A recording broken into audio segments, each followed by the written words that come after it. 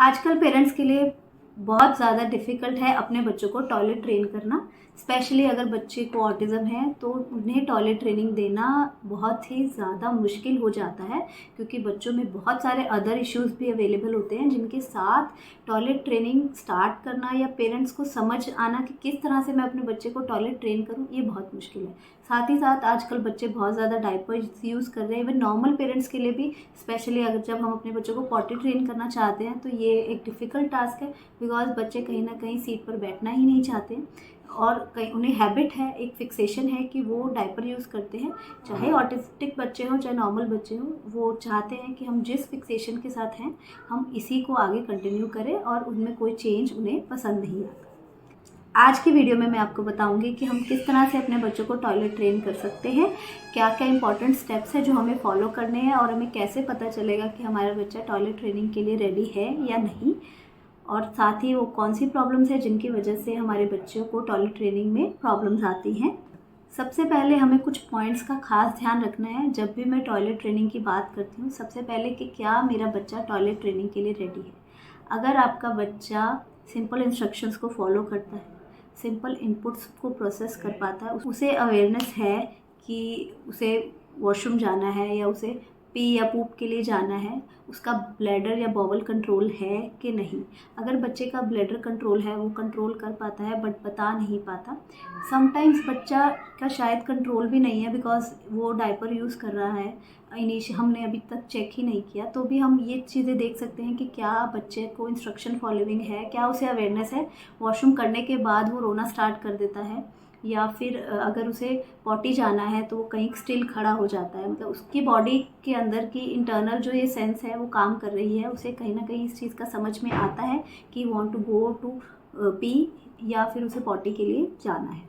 अगर बच्चे को इतनी अवेयरनेस है और वो आपकी बातें भी कहीं ना कहीं फॉलो करना स्टार्ट कर रहा है तो डेफिनेटली हम कोशिश कर सकते हैं उसे टॉयलेट ट्रेन करने की। उसके बाद सेकेंड थिंग है, जब भी हम टॉयलेट ट्रेनिंग स्टार्ट करना चाहते हैं तो हमें अपने बच्चे के साथ आगे के 2 या 3 मंथ्स इस तरह से रखने हैं कि उसमें हम उस रूटीन को, उस सारे प्रोसेस को अच्छे से फॉलो कर सकें, उसे अच्छे से इम्प्लीमेंट कर सकें। अगर हमें कहीं घूमने जाना है या हमारे रूटीन में कुछ भी चेंज है, बच्चे के साथ कहीं आना जाना है, तो हम डेफिनेटली पहले अपने उन कामों को ख़त्म करें एंड देन फिर हम अपने बच्चे की टॉयलेट ट्रेनिंग स्टार्ट करें, क्योंकि टॉयलेट ट्रेनिंग के लिए कंसिस्टेंसी बहुत ज़रूरी है। हमें एटलीस्ट 2 मंथ तक प्रॉपर कंसिस्टेंसी के साथ बच्चे के साथ काम करना है। उसके बाद डेफिनेटली हमें बहुत अच्छे रिजल्ट्स मिलेंगे। और अगर पेरेंट्स ढंग से सारी चीज़ों का ध्यान रखते हैं तो फिर एटलीस्ट फॉर ब्लैडर ट्रेनिंग वो लोगों को इतना समझ में आ जाता है और वो कई बार बच्चे इंडिकेट भी करना स्टार्ट कर देते हैं। और बहुत बार मैंने ऐसे भी देखा है कि अगर बच्चा वर्बल भी नहीं है तो भी बच्चा खुद जाकर अपने आप से वॉशरूम में यूरिन के लिए जा सकता है और अच्छे से पी करके वापस आता है। वो अपने सारे इंस्ट्रक्शन, सारे रूल्स को अच्छे से फॉलो करता है। नाउ अब हमें ये देखना है कि हमें स्टार्ट कहाँ से करना है। हम जब टॉयलेट ट्रेनिंग की बात करते हैं तो उसमें दोनों चीज़ें आती हैं, पी और पूप। हमें यूरिन की भी बात करनी है, हमें पॉटी की भी बात करनी है। बच्चे का ब्लैडर और बॉवल दोनों कंट्रोल हमारे लिए ज़रूरी है, दोनों की ट्रेनिंग हमें बच्चों को देनी है। But I always recommend with my parents कि आप हमेशा पहले ब्लैडर कंट्रोल से स्टार्ट करें, ब्लैडर ट्रेनिंग से स्टार्ट करें। अगर बच्चे को पी करने जाना है तो हमें सबसे पहले, अगर हमारे बच्चा कहीं ना कहीं इसके लिए ट्रेंड हो जाएगा तो फिर नेक्स्ट स्टेप में हम उसको पॉटी ट्रेनिंग देना हमारे लिए ईजी हो जाएगा। अब जब हमें पी ट्रेनिंग की बात करनी है तो फिर हमें सबसे पहले स्टार्ट करना है बच्चों की शेड्यूलिंग करना। अगर जनरली हम देखते हैं, अगर हम पॉटी की बात करेंगे तो बच्चा दिन में 1 या 2 बार जाता है। इसके अलावा बच्चे ज़्यादातर पी के लिए हर बच्चा हर 1 घंटे में या 2 घंटे में हम उसे लेके जाते हैं। तो सबसे पहले हमें एक शेड्यूलिंग चार्ट बनाना है, या आप इसे इनिशियली पेरेंट्स टाइमर भी लगा सकते हैं। हमारा फर्स्ट गोल है कि इन अ डे टाइम हमें बच्चों के साथ डायपर्स को बिल्कुल भी यूज़ नहीं करना है। द सेकेंड थिंग इज़ हमें हर एक टाइम आइडल टाइम चेकआउट करना है कि मेरा बच्चा पी करने कब जाता है, आफ्टर 1.5 आवर और आफ्टर 2 आवर और आफ्टर 1 आवर। बच्चा जनरली कब, कितनी फ्रिक्वेंसी से या कितने समय बाद हमें उसको लेके जाना पड़ता है। हमेशा उसको लेके जाना है और एक उसके साथ कम्युनिकेशन भी रखनी है कि क्या आपको पी के लिए जाना है, इट्स अ पी टाइम, और आपको शुशु के लिए जाना है। तो उसके बाद हम बच्चा, चाहे हमें कोई रिस्पॉन्ड दे चाहे नहीं दे, हम उसको वॉशरूम में लेके जाएंगे। और बच्चे को हर 1.5 घंटे 2 घंटे के इंटरवल में आप लेके जाएं। इससे धीरे धीरे हमें ही एक आइडियल पिक्चर मिल जाती है कि मेरे बच्चे कितने इंटरवल में बच्चा यूरिन के लिए जाएगा, बच्चा पी के लिए कितने इंटरवल में जाता है। और फिर हम उसी के अकॉर्डिंगली 15 मिनट्स बिफोर हम उस टाइम को शेड्यूल कर सकते हैं। बच्चा अगर 2 घंटे में जाता है तो आप 1.5 घंटे के बाद उसे लेके जाएं और हमेशा उनके साथ एक कम्युनिकेशन करें। और अगर हम पूरे 1 मंथ तक भी ये रूटीन अच्छे से प्रॉपरली फॉलो करते हैं at least in a day time, तो definitely you will see the results. हमारे बच्चों को कहीं ना कहीं अवेयरनेस आएगी।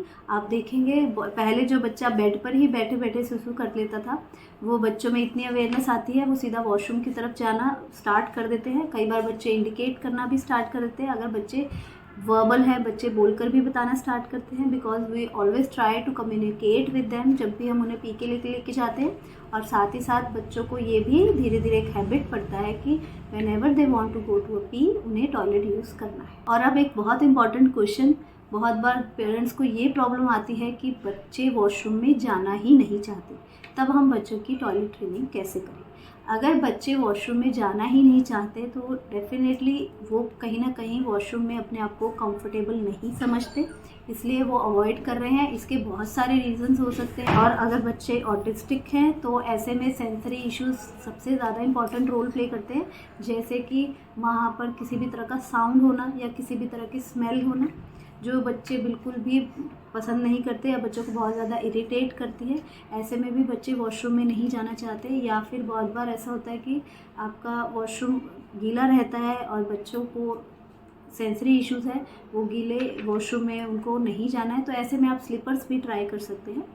पर साथ ही साथ हमारे बच्चों के कंफर्ट को भी देखना है। बच्चों की अगर बच्चा वॉशरूम में एंटर नहीं करना चाह रहा तो उसके पीछे के रीज़न को भी समझना है कि कहीं ऐसी कुछ चीज़ तो नहीं विजुअली या ऑडिटरी या फिर कोई स्मेल जो बच्चे को इरिटेट कर रही है, जिसे बच्चा अवॉइड करना चाह रहा है और इसी की ही वजह से बच्चा वॉशरूम में नहीं जाना चाहता। अगर बच्चे में ये सारी प्रॉब्लम्स आ रही हैं तो सबसे पहले हमें इन प्रॉब्लम्स पे काम करना है। अगर बच्चे को वहाँ पर हाइजीन इशू है या किसी भी तरह की एडियोर है जो बच्चे को अच्छी नहीं लग रही है, तो आपको वहाँ पे फ्रेगरेंस के लिए बहुत सारे ऐसी चीज़ें, बहुत सारे ऐसे रूम फ्रेशनर है आप यूज़ कर सकते हैं अपने बच्चे के साथ। हमें वॉशरूम को पूरा क्लीन रखना है, हाइजीन मेंटेन करना है और स्पेशली किड्स फ्रेंडली बनाने की कोशिश करें। हम वहाँ पर ऐसी चीज़ें टांग सकते हैं, ऐसी चीज़ें लगा सकते हैं जिससे बच्चे को एंगेज कर सकते हैं हम उसकी तरफ, ताकि हम बच्चे को अगर वहाँ पर स्पेशली जब हम बच्चे को पॉटी ट्रेनिंग दे रहे हैं, अगर मुझे बच्चे को वहाँ 5 to 10 मिनट्स की सिटिंग देनी है तो उस समय मुझे अपने बच्चे को एंगेज करने के लिए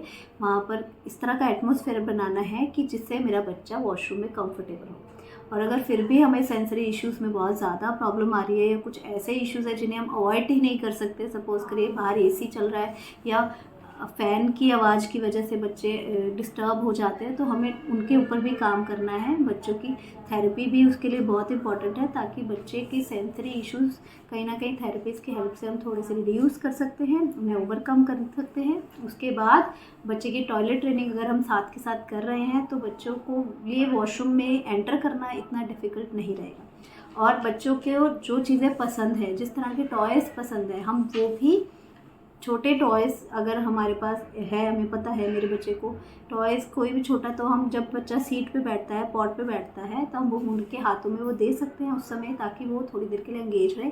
हम चाहें तो उन्हें स्टोरीज़ भी सुना सकते हैं या जो चीज़ें मेरे बच्चे को ज़्यादा अच्छी लगती है हम वो चीज़ें कर सकते हैं। उसे थोड़ी देर के लिए वॉशरूम में दे सकते हैं कि आपको यहाँ पे 5 मिनट के लिए बैठना है, इस समय आप इसके साथ प्ले कर सकते हैं, खेल सकते हैं। अगर हम पी की ही बात कर रहे हैं तो उसके लिए हमें पूरा हाइजीन मेंटेन करना है, क्लीन अपने वॉशरूम को बिल्कुल साफ़ रखना है और कोशिश करनी है कि अगर बच्चा इरिटेट हो रहा है तो उसका रीज़न फाइंड आउट करें कि बच्चे को ऐसी क्या चीज़ है जिसकी वजह से बच्चा वॉशरूम में जाना नहीं चाहता है। बच्चे की ब्लैडर ट्रेनिंग के बाद या बच्चे की पी ट्रेनिंग के बाद हम जब पॉटी ट्रेनिंग की बात करते हैं तो बहुत बार ऐसा भी होता है कि बच्चे सिर्फ डायपर में ही करना पसंद करते हैं या पेरेंट्स कहते हैं कि जैसे ही मैम हम इन्हें पॉट पर बिठाते हैं बच्चे अपनी पॉटी कंट्रोल कर लेते हैं या बच्चे बहुत ज़्यादा इरिटेट हो जाते हैं। तो ऐसे में स्पेशली बॉयज़ के केस में डेफिनेटली हम जब उन्हें पॉटी ट्रेन कर रहे हैं तभी हम उन्हें सीट पर बिठाते हैं।